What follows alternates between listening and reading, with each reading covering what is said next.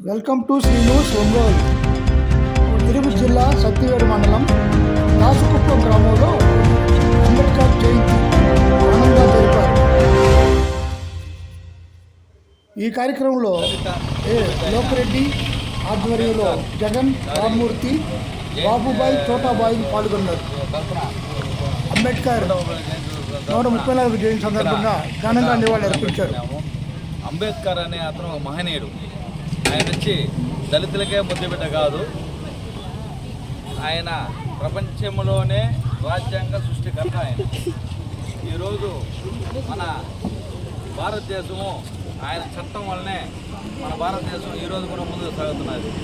అదే ఆయన ఈ దళితుడు అనే దీంట్లో మీరు కూడా బాగుండాలని ఆయన కష్టపడి చదివి ఇంత దూరం వచ్చి ఒక రాజ్యాంగ సృష్టిగా తయారైనాడు.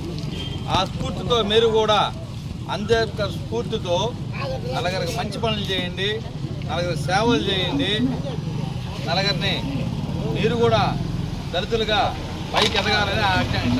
ఆయన స్ఫూర్తితో మీరు కూడా పైకి ఎదిగి ఒకరికి తల వంచకుండా నీతి నిజాయితీగా దళిత బిడ్డలకు మీరు కూడా ఈరోజు ఆయన వల్లే మీకు కూడా సమానత్వం హక్కుగా ఏర్పడింది. అందరికన్నా కూడా ఎక్కువ రాజ్యాంగ చట్టంలో కూడా మీకే ప్రియారిటీ ఉంది.